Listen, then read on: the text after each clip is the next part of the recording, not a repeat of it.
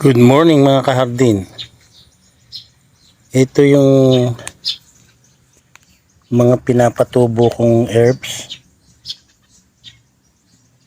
Ito yung Thai basil. Yan. Tingnan nyo. Itong mga ito ay dito ko lang kinuha sa isang anong ito. Dito sa isang container na to. Diyan ko lang kinuha yan. Ayan. Kinating ko tapos ayan ang mga cutting. Oh. Kinating ko tapos ay inilipat ko rito.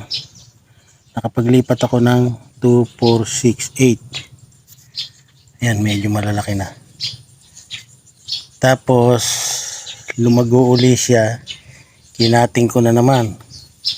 Nakapaglipat naman ako ng 2, 4, 6, 7.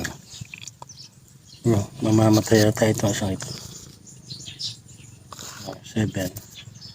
E di sa madalit sabi, ang nailipat ko na ay 8, 10, 11, 13. Ayan. 13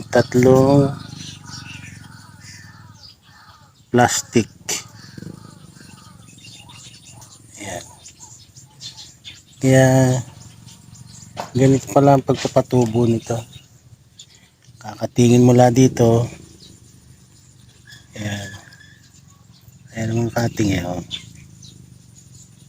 Kakatingin mo lang. Yun, makakapagparami ka na. Tapos ito naman mulberry. Ayan, kakatingin ko din yan. Tapos ililipat ko sa ganitong plastic. Lilipat ko para makapagparami. Ito naman mint. Ayan o. Itong mint na to, dito ko kinuha yan eh. Oh. Kinating ko halos lahat. Pero ngayon tinutubuan na naman oh. Ayan. Ito, pwedeng panlipat na naman to. Pero ito, isang ito, dito galing to. Yan.